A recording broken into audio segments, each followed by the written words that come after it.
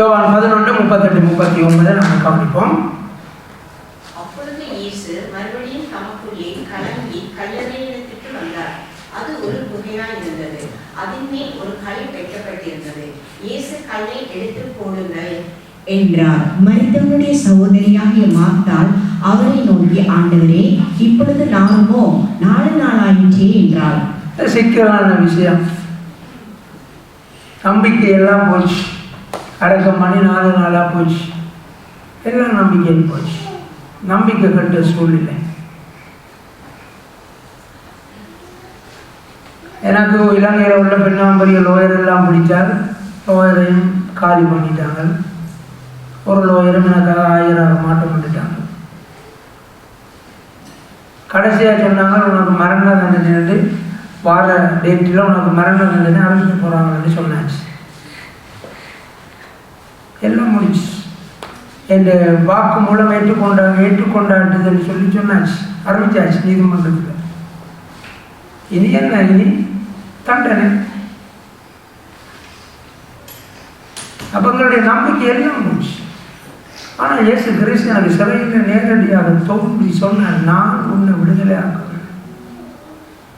எங்களுடைய வாழ்க்கையில எங்களுடைய நம்பிக்கைகள் எல்லாம் முடிஞ்சது. இதுக்கு மேல என்னால் இதை சரி பண்ண முடியாது என்கின்ற ஒரு சூழ்நிலையில கலக்கத்தோட, வேதனையோட, பயத்தோட யாராவது இருப்பீர்களா? இருந்தால் எங்களுடைய தேவனாலே எல்லாம் கூடும். கரங்களை தட்டி இயேசுவை மகிமைப்படுத்துவோம். ஆமென். அவர் தருகின்ற நம்பிக்கை தான். அவன் வீட்டில் இப்படி ஒன்று நடந்தா இப்படி இருக்கும்னு நினைச்சுப்பார். இயேசு கண்ணீர் விட்டார் என்றெல்லாம் எழுதப்பட்டிருக்கு. அதனுடைய வேதனைகளை அவர் அறிந்திருக்கிறார். அப்ப இந்த இடத்துல நாங்கள் பார்க்கிறோம், அதன் மேல் ஒரு கல் வைக்கப்பட்டிருந்தது. அந்த கல்லை எடுத்து போடுங்கள் என்று ஆண்டவர் பக்கத்துல சுற்றி வர நின்றார்கள்ட்டு சொல்றதை நாங்கள் பார்த்தோம். பாருங்க, ஏன் ஆண்டவருக்கு எல்லாம் அற்புதம் செய்ய தெரிஞ்ச ஆண்டவருக்கு அப்படியே கையால் அப்படி சுத்தி போட்டு விட்டா அப்படியே கல்லில் அப்படியே காத்துல பறந்து போய் பஞ்சு மாறி போய் விடுமா இல்லையா? அவர் சர்வ சிருஷ்டிகர். சொல்லுவோமா? அவரால் தான் நினைவு எல்லாம் உண்டாயின என்று சொல்லி நாங்கள் வேதத்தில் பார்ப்போம். அப்ப இந்த கல்லை எடுத்துக்கிட்ட அவர்கிட்ட சகோதரியே சொல்றாங்க, இயேசு கிறிஸ்துவுக்கு கல்லை எடுத்தால் என்ன செய்யணும்னு சொல்றாங்க? 4 நாள் ஆச்சு. அப்ப அந்த கல்லை எடுக்க போற ஆட்களுக்கு தெரியும், லாசர் உண்மையாகவே என்ன செய்தார்? பேர் சொல்லக்கூடாது, கோமாவில் இருந்துட்டு வந்தவர் மணக்கு. கல் எடுக்க போறாங்களுக்கு தெரியும், உண்மையாக செத்துத்தான் போட்டார்.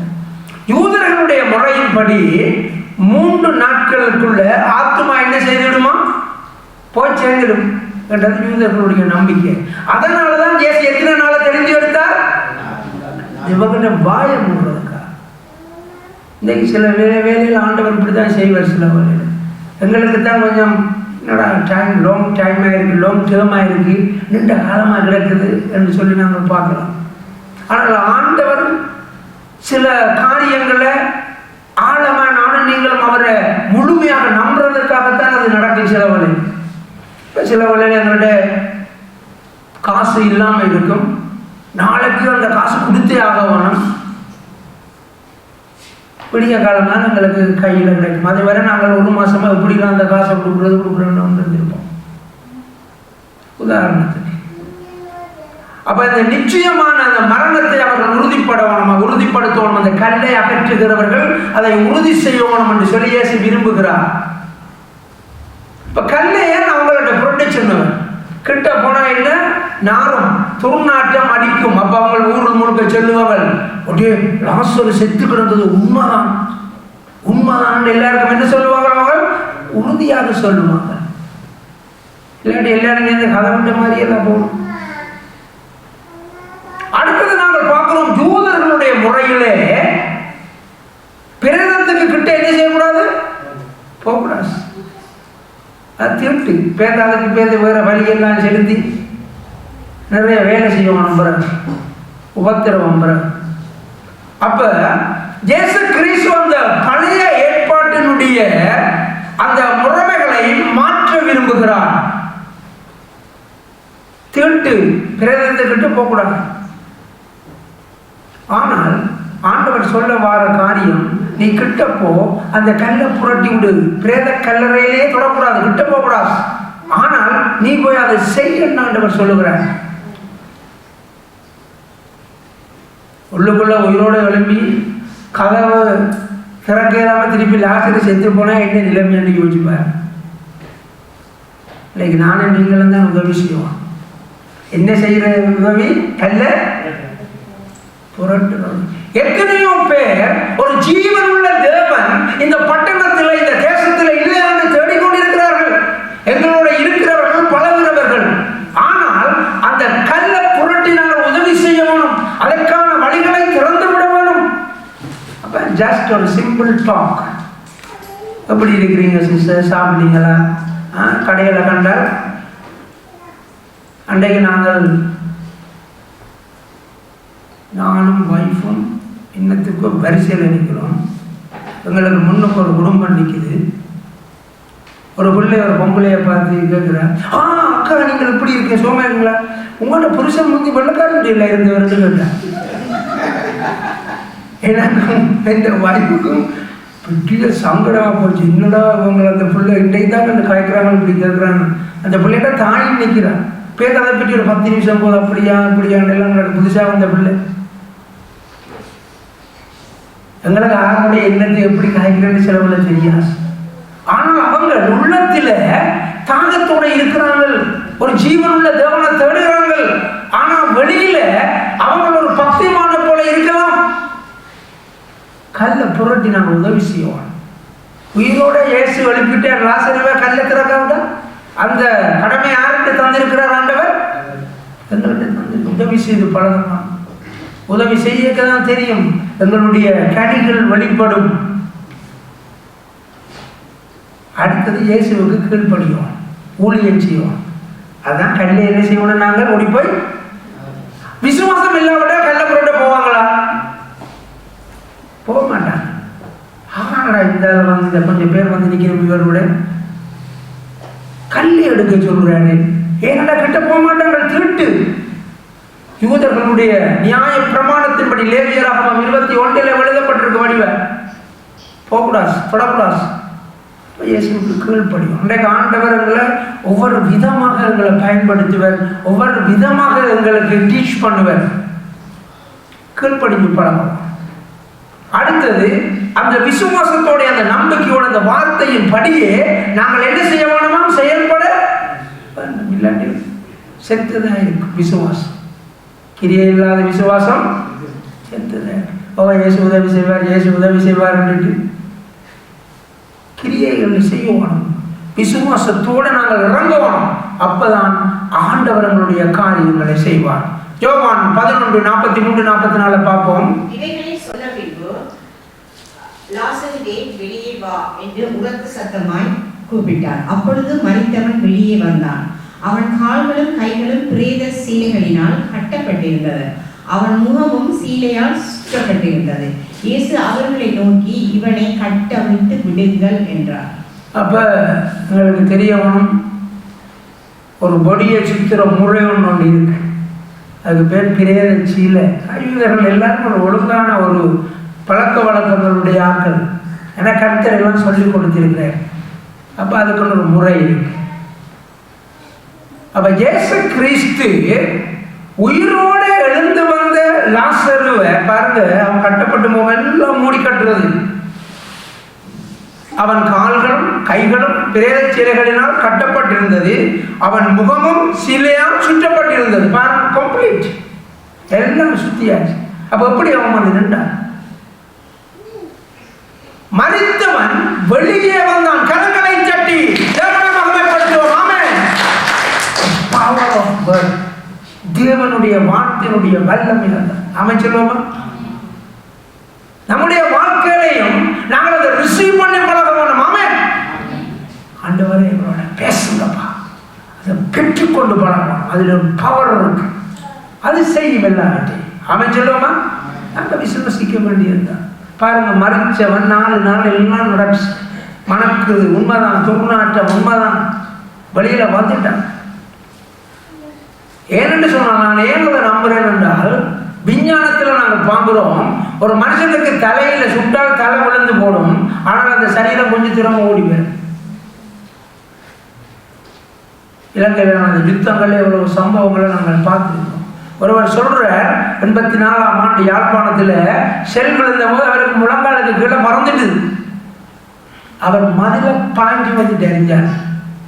இஞ்சால வந்த அப்புறம் தெரியும் காலங்காலே அழிஞ்சாரு. பேப்பரில் பேட்டிகள் ஆண்டுறாங்க, எப்படி இஞ்சால வந்தீங்க, எனக்கு கால் இல்லாமல் போனதே தெரியும். அப்ப இந்த இடத்துல பாருங்க, ஆண்டவருடைய ஜீவன் உள்ள தேவனுடைய வார்த்தை அவனை எழுப்பினது, ஜீவனை கொடுத்தது மாத்திரமல்ல, இப்படி கொண்டு வந்து நிறுத்தினதுன்னு சொல்லி நாங்க பார்ப்போம். அவன் பிரேத சீலைகளால் கட்ட, அவன் முகமும் சீலையால் சுற்றப்படும். இயேசு அவர்களை நோக்கி, இவனை கட்டவிழ்த்து விடுங்கள் என்றார். அதே மாதிரி செய்யணும், நானும் நீங்களும் தான் செய்யணும். பேருக்கு சொல்லக்கூடாது, லாசரை கொண்டு ஒழிச்சு வச்சுட்டு இயேசு உயிரோடு எழுப்பினவர்னு சொல்லக்கூடாது. அதனால இயேசு வேலை பண்ணுறார். என்ன வேலை பண்ணுறார்? இங்கே வாங்க, இது பொடியல், இப்போ பயப்படாதீங்க, அது உயிரோட இப்போ ஒழுப்பிட்டார், இப்போ நாடியை பிடிச்சி பாருங்க, ஜீவன் வந்துட்டுது, கதைச்சு பாருங்க, இப்போ கதைக்க போற, நீங்களே அந்த துணியை அவுட்டு விடுங்கன்னு சொல்றார். அப்பதான் அந்த சாட்சி, அந்த சுவிசேஷத்தினுடைய மகிமை பரவி செல்லும். இன்னைக்கு நீங்கள் எல்லாருமே நடமாடுகின்ற நிறுவங்கள். ஆமென். நீங்கள் ஒவ்வொருவருமே ஜீவனுள்ள இயேசுவை பற்றி சொல்கிறவர்களாக இருக்க வேண்டும். ஆமென். அந்த அனுபவத்துக்குள்ளதான் இந்த துணியை கட்டவிழ்த்தவங்க சொல்லுவாங்க. முதல் கல்லறையினுடைய கல்லை புரட்டினவர்கள் சொல்லுவார்கள், நாங்களாம் அந்த கல்லை எடுத்து வச்சு நாங்கள் ஒற்றே மனமாயிருந்ததுன்னு சொல்லுவாங்க.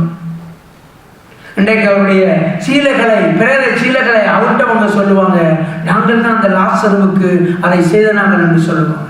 இன்றைக்கு எங்களுடைய வாழ்க்கையில ஆண்டவர் செய்த நன்மைகளையும் ஆண்டவர் எங்களுக்கு இந்த விடுதலை பற்றியும் நாங்கள் மற்றவர்களுக்கு சொல்ல அழைக்கப்பட்டிருக்கிறோம். ஆமென் சொல்லுவோமா? ஆமென். யோவான் 11:40 கவனிப்போம். துணிகளை அவிழ்த்து விடுங்கள். பாருங்க, துணிகளை அவிழ்த்து விடுங்கள். இன்னைக்குள்ள பிரேத சீலை தொடக்கூடாது. பிரேத சீலை அவங்க தொடுறாங்க, அவுக்குறாங்க. அடுத்தது சரீரத்தை தொட்டு பார்க்குறாங்க. ஏன் பொடியா கிடந்தவர் இப்ப பிரேத சீலை அவுக்கக்குள்ள என்ன செய்வாங்க? ஆளை தொடுவாங்க, சொல்லுவாங்க வெளியில போய். அடுத்தது பாருங்க, பயம் நீங்கும். இல்லாட்டி சொல்லக்கூடாது, ஆவி, அவர் லாசரை ஆவியாத்தான் வந்தவர் சொல்லக்கூடாது. பயம் நீங்குது. இயேசுவின் வார்த்தைகளை விசுவாசிக்க பயிற்சி செய்வோம். ஆமே சொல்லுவோமா?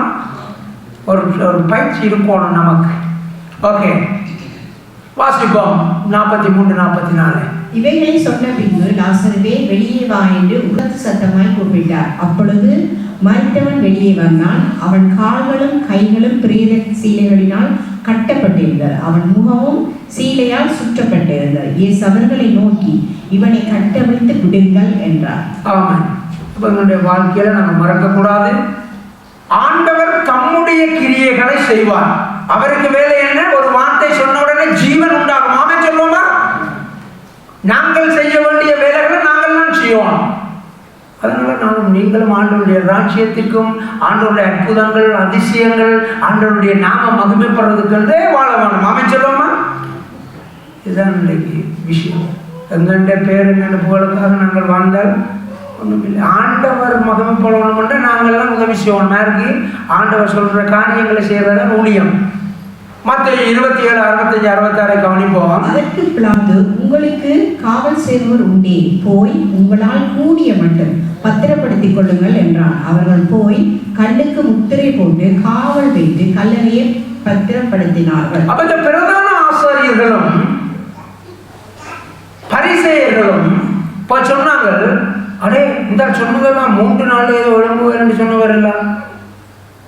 அப்ப போய் சொல்றாங்க பிலாத்துக்கு, அவருக்கு 3 நாள் காவல் வைப்போம் அந்த இயேசு கிறிஸ்துடைய கல்லறை கிட்ட கேட்கிறாங்க. அப்ப அவர் சொல்ற உங்களால் கூடிய மட்டும் பத்திரப்படுத்திக் கொள்ளுங்களா, உங்களுக்கு காவல் சேகர் உண்டே. அப்ப நான் நினைக்கிறேன் ரோம படைகள் கொஞ்சம் பேர் இவங்களுக்கும் பாதுகாவலராக வேலை செய்கிறவர்களாக இருக்கலாம், அல்லாவிட்டால் இவர்களிட்ட பாதுகாவலர்கள் வேலை செய்கிறவர்கள் இருக்கலாம். அதனால நான் சொல்றேன் பாருங்க, பிலாத்து அனுப்பின ஒரு வேற ஆட்கள் போய் காவல் நின்றிருந்தால் யூதர்கள் கதையை கட்டி இருப்பார்கள், எல்லாரும் லஞ்சம் பண்ணி கொண்டு ஏதோ செய்துட்டாங்கன்னு சொல்லி. பிலாத்து சொல்ற, நீங்களே உங்களுடைய காவல் சேவர்களை கொண்டு காவல்காரங்கள் பாருங்க, ஆண்டவர் எவ்வளவு ஞானம் உள்ள காரியத்தை செய்தார். கல்லறையை பத்திரப்படுத்தினார்கள். இயேசு கிறிஸ்து எழும்பினால் தங்களுடைய எல்லாம் தலைகளா போடுமென்று அவங்களுக்கு தெரியும். அதனால இயேசுவை கொலை செய்ததோட மாத்திரம் அல்ல, அவருடைய கல்லறையையும் தாங்களே பாதுகாத்தார்கள் என்று சொல்லி நாங்கள் பார்ப்போம். ஆனால் இது யாருடைய ஞானம் என்று நினைக்கிறீர்கள்? ஆண்டவருடைய ஞானம். எவா நீ ஏன் விசுவாசிக்க மாட்டேன்னு சொல்லி வா, நீயே காவல் நில். நாங்கள் ஆண்டவரோட யுத்தம் பண்ணக்கூடாது, எங்களை பிடிச்சி காவல் வச்சுக்கணும். எவா நீ ஏன் விசுவாசிக்கல, இந்த நீயே நடக்கிறதப்ப. அப்ப நாங்கள் வாசிப்போம் மத்தேயு 27:2-3. அப்பொழுது பூமி மிகவும் அதிரும்படி கர்த்தருடைய தூதன் வானத்திலிருந்து இறங்கி வந்து வாசலில் இருந்த கையை புரட்டி தள்ளி அதன் மேல் உட்கார்ந்தான். அவனுடைய ரூபம் மின்னல் போலவும் அவனுடைய வஸ்திரம் உறைந்த மலையை போல வெண்மையாகவும் இருந்தது. ரைட். அப்ப நாங்கள் பார்க்கிறோம், முதல் லாசருவினுடைய உயிர்த்தெழுதலின் போது கல்லை புரட்டினவர்கள் மனிதர்கள். லாசருவினுடைய பிரேத சீலைகளை அவிழ்த்தவர்கள் மனிதர்கள். கர்த்தருடைய தூதன் வானத்தில் இருந்து இறங்கி வந்து வாசலில் இருந்த கல்லை புரட்டினான், கரங்களை கட்டி இயேசுவை மகிமைப்படுத்துவோம். ஆமென். இயேசுவிட்ட கல்லறைக்கு கிட்ட பெறையிலுமா? ஏன் பெறையிலாது? யார் நிற்கிறது? இடியோட காவல் சேவகர்கள் நிற்கிறாங்க. அப்ப யாரும் பெறையிலாங்க. ஏற்கனவே அதுதானே பயம், உங்கள் பொடி எடுத்து ஒழிச்சு போடுவாங்க என்று சொல்லி காவல் சேவகர் ஒரு மனிதர்கள் வந்து உதவி செய்யலாம். அப்ப தேவனுடைய தூதன் வந்து இறங்கி அந்த கல்லை புரட்டி தள்ளுகிறத நாங்கள் பார்க்கிறோம். இல்லை, உங்களோட வாழ்க்கையிலையும் ஆண்டவர் தம்முடைய தூதர்களை அனுப்பவர் ஆயத்தம் உள்ளவராக இருக்கிறார். ஆமென் சொல்லுவோமா? உங்களுக்கு எந்த விதத்தில் ஒரு உதவி கிடைக்காது என்று சொல்லி இருக்குமா இருந்தால் தேவன் தம்முடைய தூதனை உங்களுக்கு அனுப்புவார். ஆமென் சொல்லுங்க. ஆமென் என்றார்கள். இன்றைக்கு வேறு வேறு பயப்படாது, பேர் கத்தக்கூடாது. ஓகே, அது தேவதூதன் ஆமென் ஆண்டவர் என்று சொல்லுவோம். ஒரு உதவியுமே இல்லை என்று இருக்கிற ஆட்களுக்கு பரத்தில் இருந்து உதவி நிச்சயமாய் வரும். கரங்களை தட்டி தேவனை மகிமைப்படுத்துவோம். ஆமென். அவங்க கல்லை ஒரு தரம் புரட்டக்கூடாதுன்னு காவல் நிற்கிறாங்க. தேவனே தம்முடைய தூதனை அனுப்பி புரட்டினார் என்று சொல்லி நாங்கள் பார்க்கிறோம். உங்களுக்கு யாராவது தீமை செய்கிறவர்கள், உங்களுக்கு விரோதமான அதிகாரங்கள், உங்களுக்கு விரோதமான எப்படிப்பட்ட சூழ்நிலைகளாக இருந்தாலும் தேவன் தம்மிடத்தில் இருந்து தூதனை அனுப்பி அவைகளை மாற்றக்கூடும். ஆமென். ஆமென். அவனுடைய ரூபம் மின்னல் போலவும் அவருடைய வஸ்திரம் உறைந்த மலையை போலவும் வெண்மையாகவும் இருந்தது. அப்ப நாங்கள் இயேசு கிறிஸ்துவுக்கு தூதர்களே உதவி செய்தார்கள், எங்களுக்கும் உதவி செய்ய வேணும் என்றால் நாங்கள் என்ன செய்ய வேணும்? எங்களுக்கு தூதர்கள் வந்து உதவி செய்யறது விருப்பம் தான். அந்த பேகை தூக்கி கொண்டு போகிறதுக்கு, சப்பாத்து கிழச்சி வேறு என்னத்துக்கு தேவை? எங்களுக்கு வீட்டில் படிக்கிறதுக்கு, சில பேருக்கு வெளியில் உள்ளி உரிக்க தேவை. புருஷன் மேலே அப்படி சில பேருக்கு உள்ளி உரிக்கிறதுக்கு புருஷனிட கொண்டு கொடுக்குறது. அங்கே டிவி பார்த்து உள்ளி உரிக்கும். உங்களுக்கு எல்லாம் தேவைதான் வேணுமா? வாசிப்போம் மத்தேயு 4:11. அப்போது பிசாசானவன் அவரை விட்டு விலகி போனான். உடனே தேவதூதர்கள் வந்து அவருக்கு பணிவிடை செய்தார்கள். அப்ப தேவ தூதர்கள் வந்து பணிவிடை செய்ததனுடைய அனுபவம் அங்கே இருக்கு என்று சொன்னால், இயேசு கிறிஸ்து சோதனையை வென்றபடியினால் கரங்களை தட்டி இயேசுவை மகிமைப்படுத்துவோம். ஆமென். இயேசு கிறிஸ்து பிசாசோட நடந்த அந்த சோதனையிலே 40 நாள் ஃபாஸ்டிங் முடிஞ்ச பொழுது வந்து சொன்ன அந்த சோதனைகளிலே இயேசு கிறிஸ்து தேவனுடைய வார்த்தையினாலே அவனை ஜெயித்தபடியினாலே தேவ தூதர்கள் வந்து அவருக்கு பணிவிடை செய்தார்கள் என்று சொல்லி நாங்கள் பார்க்கிறோம். அப்ப விசுவாசத்துக்கு எதிரானது சோதனை. கவனிப்போம். ஆனால் விசுவாசிக்கிறது எல்லாரும் சந்தோஷமா லூயா தெரியுமா, அவங்கள்ட்ட கர்த்தர் உயிரோட இருக்கிறார். பிரச்சனை வரைக்கும் தெரியும். விசுவாசத்தை நாங்கள் ஜெயிக்கிற பிள்ளைகளாயிருக்கோம். ஆமென். இன்றைக்கு உயிர் தெழுந்த இந்த நல்ல நாளிலே ஆண்டவர் சொல்லுகிற வார்த்தை என்று சொன்னால், எப்படிப்பட்ட சோதனைகளா இருந்தாலும் தேவன் தம்முடைய வல்லமையை அனுப்பி உங்களை தூக்கி எடுப்பார். ஆமென். மரித்து அடக்கம் செய்யப்பட்ட லாசருவா இருந்தாலும் சரி, கர்த்தராகிய இயேசு கிறிஸ்துவா இருந்தாலும் சரி, தேவன் அந்த காரியத்தை அவர் செய்வார். எங்களுக்கு எல்லாம் தேவை. சோதனைக்கு நாங்கள் தப்ப வேணுமா இருந்தால் என்ன செய்வோம்? ஒவ்வொரு நாளும் ஜெபிங்க, பைபிளை வாசிங்க, ஆண்டவர்களுக்கு பலன் தருவார். வாசிப்போம் யோவான் 5:24. என் வசனத்தை கேட்டு என்னை அனுப்பினவரை விசுவாசிக்கிறவனுக்கு நித்திய ஜீவன் உண்டு. அவன் ஆக்கினை தீர்ப்புக்குட்படாமல் மரணத்தை விட்டு நீங்கி ஜீவனுக்கு உட்பட்டிருக்கிறான் என்று மெய்யாகவே உங்களுக்கு சொல்லுகிறேன். அப்ப நாங்கள் எழுந்து நிற்போமா? பாடலுக்கு ஆயத்தமாக. அப்ப பாட்டு படித்த பிள்ளைகள் வாங்க. என் வசனத்தை கேட்டு என்னை அனுப்பினவரை விசுவாசிக்கிறவனுக்கு என்ன இருக்குதான்? நித்திய ஜீவன். வெறும் கல்லறையில இருந்து எழுப்பின லாசரு பிறகு என்ன நடந்தது? அவர் மரிச்சிட்டார். லாசரு ஊழியம் செய்தார், மரிச்சிட்டார். ஆனால் நித்திய ஜீவன் தான் எங்களுக்கு முக்கியமானது. ஆமென் சொல்லுவோமா? ஆமென். அவன் ஆக்கினை தீர்ப்புக்குட்படாமல் மரணத்தை விட்டு நீங்கி ஜீவனுக்கு உட்பட்டிருக்கிறான். இன்றைக்கு ஆண்டவர் எனக்கு உங்களுக்கு தருகின்ற மிகப்பெரிய நம்பிக்கை இந்த நித்திய ஜீவன். ஆமென் சொல்லுவோமா? ஒரு நாட்டில இருந்து நாங்கள் இன்னொரு நாட்டுக்கு போறதுக்கு எங்களுக்கு முதலாவது எங்கன்னு நாடு பாஸ்போர்ட் தரவானம். அதுதான் ரட்சிப்பு.